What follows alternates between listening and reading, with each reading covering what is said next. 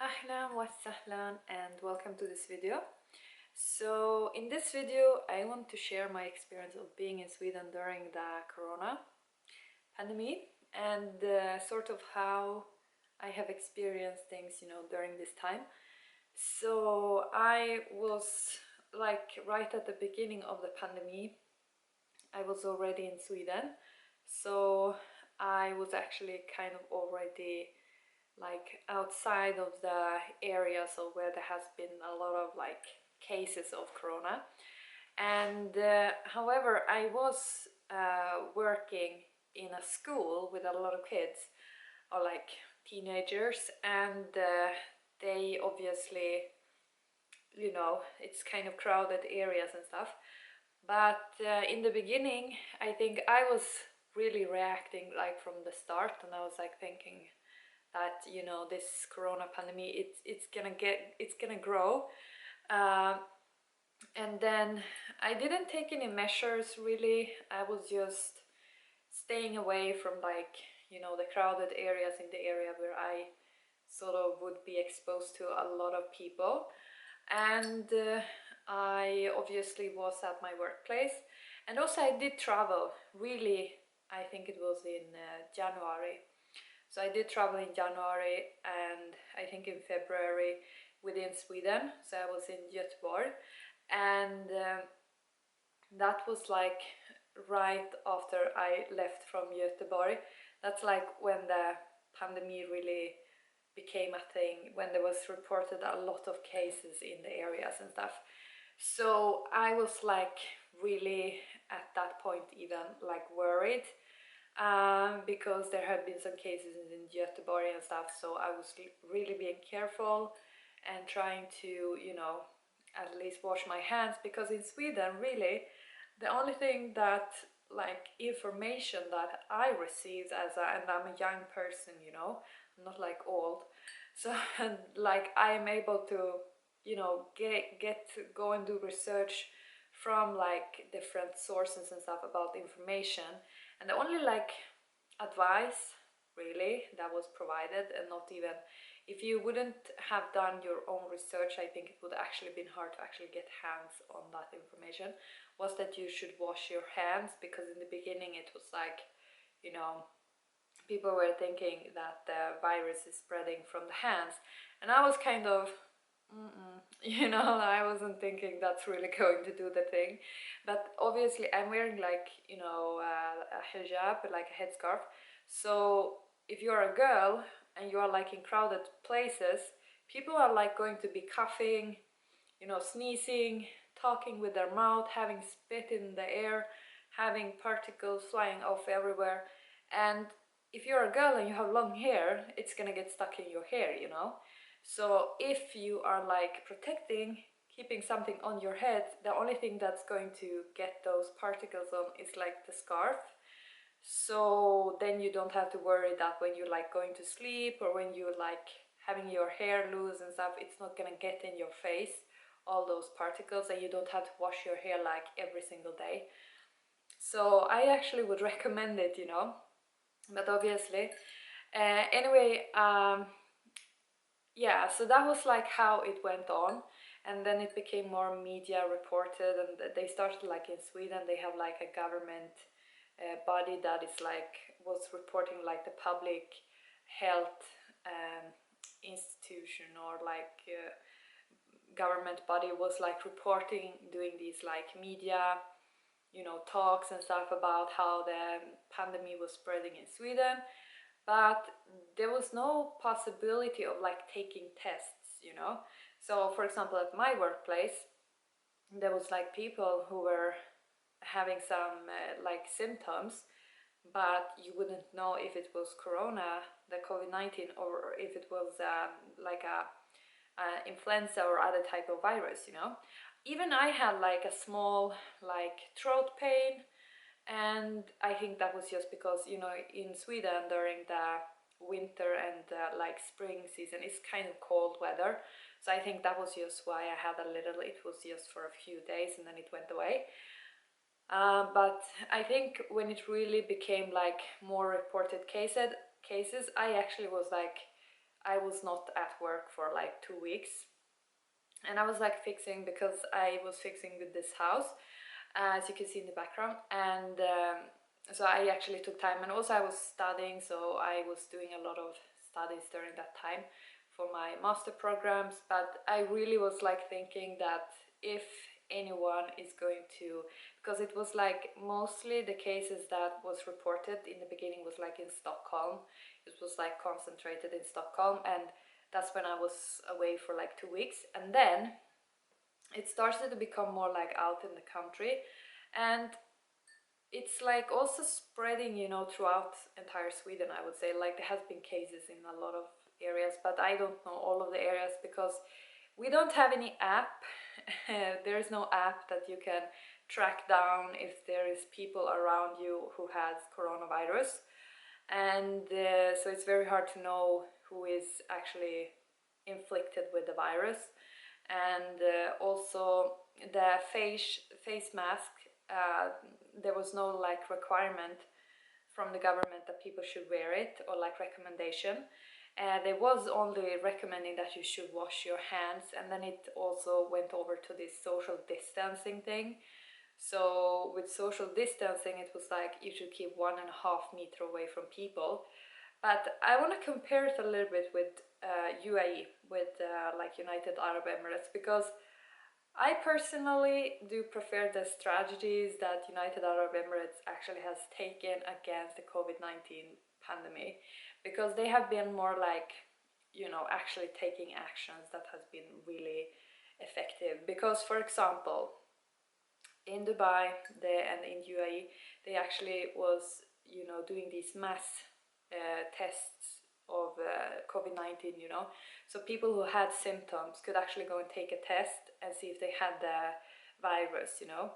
And if not, they could go to their workplace. In Sweden, it was not like that. You couldn't go and take any test of COVID-19. So everyone who had a little bit of symptom was, by the government, said that they have to stay at home and just stay at home. So if you had a little bit of a sneeze, or you was like maybe even having an allergy, you wasn't able to go to your workplace, so you had to stay at home, instead of having like this possibility of taking like a test and actually confirming that it is the virus and not just other type of influence, or like virus and influenza. And another thing was that, for example, in Dubai, they do, and like in UAE, they do recommending and have it now as actually like a rule that everyone who is in a public space or in a closed, crowded place, they do have to wear a face mask that is covering the mouth and the nose. Because this coronavirus, COVID-19, is not just spreading like because there is some liquid that is getting stuck on your hands, so you are like smearing it all over your face and it gets into your mouth. It's not like that, or into your food. I don't know if you're not washing your hands if you're going to eat. Typically, I feel like a lot of people actually washing their hands before they're going to eat, you know. So I don't know why the hands has been such a thing in this scenario. Obviously, you should be more cautious about and wash your hands more often, but really, what might be the most important thing is actually to cover your mouth and your nose, because not only, I mean, now it's like if a person actually has symptoms, they shouldn't even be in a public space, and I will get to that more in this video. But really, there has been like, you know, the virus is in the air, you know, it's in the air. It can be particles in the air, and those you cannot see, and you cannot protect yourself by just putting on some gloves, because where are the entrances to your like internal, it's like it can enter from your mouth and from your nose when you are breathing, you know. So really what you need to do is to cover your face, like your nose and your mouth. And in the UAE they have a very strict like forward like regulation that say that all people in public spaces, in like enclosed crowded places, they need to cover, they need to wear that face mask. And also in the UAE they do have a punish, they have something that if you are breaching, if you are not following these guidelines, then you have to pay a fine of 3,000 dirhams. And in Sweden, I will tell you, no one is wearing face mask whatsoever. Everyone goes everywhere and no one wears a face mask. I wearing a face mask personally, I started, and I will tell you, people have reacted funny to me wearing a face mask during this time of pandemic. And I think almost I am surprised about it, because really, if the virus is spread in the air, why is people reacting to people who actually are protecting like their face from actually getting that virus into them, you know? So I started to wear the face mask during the summer 2020, and I will tell you, in Sweden it's not so easy to get hold on face masks either. In the beginning also of the pandemic in Sweden, there was like hard actually to get hands on like hand sanitizer. They were completely sold out for a couple of weeks, and luckily I using face or not face but hand sanitizers like on a daily basis either way, so I did have some because I use it actually on my skin. If I have any breakouts or something, I tend to use it, but I had like backup of hand sanitizer. But even in the governmental owned like tax financed medical care sector, there was like no hand sanitizer. There were like no like backup and stuff, you know. There was like, people were afraid it was going to run out, and that says something about how badly prepared Sweden might was for this pandemic, you know. And there was no like, for example, in Finland, which is a neighbor country to Sweden, they actually had like a whole like a whole space completely like storage for a lot of like crisis emergency like aid type of materials, such as like, you know, medicine, paracetamol, maybe some bandage, maybe some face mask, maybe hand sanitizer. They had a whole like space for that storage, like in case of emergency. Sweden, on the other hand, did not have such like storage space for any emergency like aid stuff. They had nothing. It was no like plan. So really it was a bad situation, I feel, because it was like I was forced to go to my work and I wasn't allowed to wear a face mask at my workplace, and everyone was like acting very ignorant of this whole pandemic. They were like walking very nearby, and until now, in the end of July 2020 in Sweden, I have faced a lot of like old men who are like Swedish born, and when I go to a food shop, there are like always someone, and typically an old man who is born in and raised in Sweden, who is coughing in the food shop. And they also are very bad on keeping the distance. Like they will step like 1 meter away from you, and typically I had to step further away. Also the common like supermarkets in Sweden and stuff, they have no markers on the ground like saying, okay, keep the distance. And some are even like really breaching all of these guidelines of the whole thing, you know. There are some supermarkets I've been to, they do have the option of actually providing like hand sanitizer when you are at the cashier, because obviously whenever you have to pay, you might have to, you know, use the codes and stuff, and you put your fingers there, so they do have like offering hand sanitizer. But the hand sanitizer itself, it's like a pump, you know, so you have to touch something that every single customer either way is going to touch, so it's not really that like clean. So yeah, I definitely am kind of like, I don't feel like these like measures that Sweden has taken are really on the level and standard of actually being like really that this is a pandemic, you know. For example, in United Arab Emirates, as I said, with a face mask, great, everyone has to cover up their mouth and nose, because you don't know who might be carrying the virus, and if they don't even have a symptom of the virus and they might be carrying it either way, they might, just because they are talking, the virus get out in the air, someone breathing it in, someone catching it.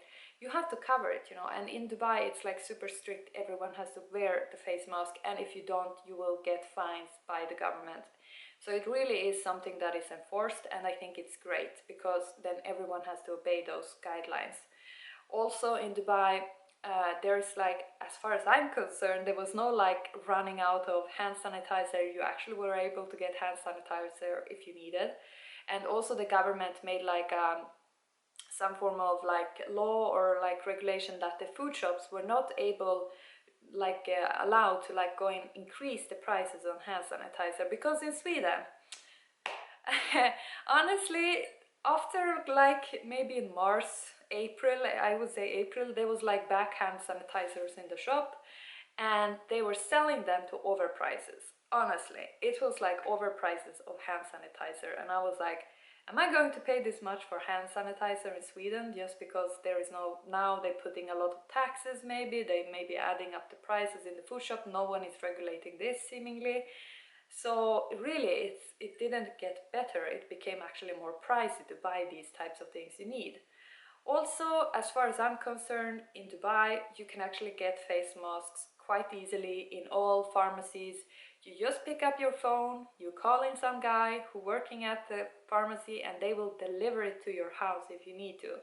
And you can also go and buy face mask, I think, in like a lot of places like supermarkets and all these daily type of places. In Sweden, I can't find face mask, you know. When I need a face mask, I have to ask people actually working in a medical sector and ask, hello, I would like to buy few face masks, or would you have any spare to actually provide out? Because I am not able to find face masks. I was on the internet searching on different pharmacy shops in Sweden and I couldn't really find any. They were sold out, and the ones that was replaced after a few weeks, like when I was checking, oh, are they face masks, they had like increased the price on the face mask with like the double, more than the double, and I was like, this is not really fair, you know. So really it is like, because a face mask, obviously you have to get rid of it after you have used it, you know, so you might be able to use one for one day and then you need another one. But in Sweden they have sort of just increased the prices on all these things that you actually now are forced to buy if you want to really be safe. And also with the social distancing, as far as I'm concerned, in the UAE they closed down all of the schools and all the kids, and you know, even people in the private sector and the government, they were actually able to work at home if possible. And if they were not able to work at home, they had to wear the face mask, they might have to wear the, you know, the shield that is like a vizier, I think it's called. Here in Sweden nothing was really closed. The schools were open, there were some people catching the virus, and I think a lot of kids probably have had the virus, and you could not go and test yourself if you had the virus. There was no such tests. So really I feel like it has been dealt with very badly in Sweden. Yeah. Also, like, because in Dubai, the great thing with Dubai is that there is an app. As soon as you go into Dubai, you have to download this app that is called something DXB, and you will be like traced where you are at, and everyone who has COVID-19 has to be reporting that they are positive, like have the COVID-19, and anyone can then actually see on that app that, okay, these people has been around this person, so we are able to go and trace back to which people have this person that is inflicted with the virus actually been in contact with, if so is required. But in Sweden, you know what the government did? They were actually saying that people here in Sweden have to buy their own like research. Go, if they're conflicting the virus, they have to go and trace back all the people they have actually been in contact with. And how are you going to do it as a private person here, you know? If I step on a train or if I go out in a supermarket, how am I as a person who is a customer going to know all the people who was exactly in that shop in a particular time when if I would have had the COVID-19? I wouldn't know, but the government say in Sweden that they will not trace all the people that the person who actually have the virus have been in contact with. It is up to the individual to do that work, and that is like a massive work, and it's not possible to do it. So an app such as they have in Dubai is actually great, because you will know exactly and you will have evidence, and no one can say that no, you're just inventing this, that I was in contact with you or something. So there's like that. Another thing, Sweden have gotten a very bad reputation now after this COVID-19.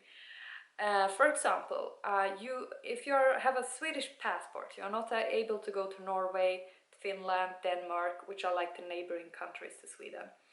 And also there was a lot of like old retired people living in elder care homes that actually got inflicted, and a lot of the community like places were not even reporting that certain of these elder care places actually had you know, clients in those places that actually was inflicted with a virus. So not even the relatives and stuff to that certain person would even know that they actually even had it. And a lot of these people died, you know. And I feel like since no one took measures against like wearing face masks, the government was like refusing that people should wear it almost. I feel like they really did not do what they could in order to actually protect people from this pandemic and this virus.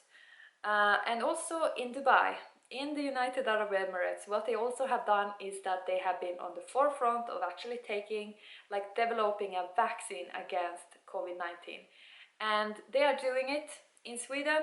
They have like Karolinska Institute, they have like certain universities that are very biomedical, like towards you know, these like medical industry, medical drug industry and stuff, but they are not developing or doing any actions towards like inventing and finding a vaccine against it. Instead, Sweden is like relying on other countries, like such as there are some big medical drug companies that are trying to find the vaccine, and Sweden is like relying on them, that they actually will be able to purchase and find the vaccine towards them or from them, and actually providing mostly through the taxed financed money that Sweden have, like they will finance vaccine for the people who are in risk groups or might be retired, you know, but not for the young people who have to be in certain place where there is a crowd and they might be inflicted by the virus. So why is it so important to protect young people from catching this virus? Now, I read a research article about this COVID-19, and it says that young people catching this COVID-19 has actually, you know, shown heart and lung damages that are not going away. They are more of a permanent character, and that is not even shown after like 2 weeks or 3 weeks or 4 weeks or 1 month. It actually show up long after the person in fact has had the COVID-19. And those damages are not going away, they become permanent damages in the lungs and in the heart of the person who has had COVID-19. And after reading that article of research, I was like, why is Sweden not taking measures that are more like firm against this? Because it's like, are you going to like really ruin part of the population that is young and actually have to like get out in the world and do their own life? Like, if you have like, if you would calculate the cost of quality of life years that we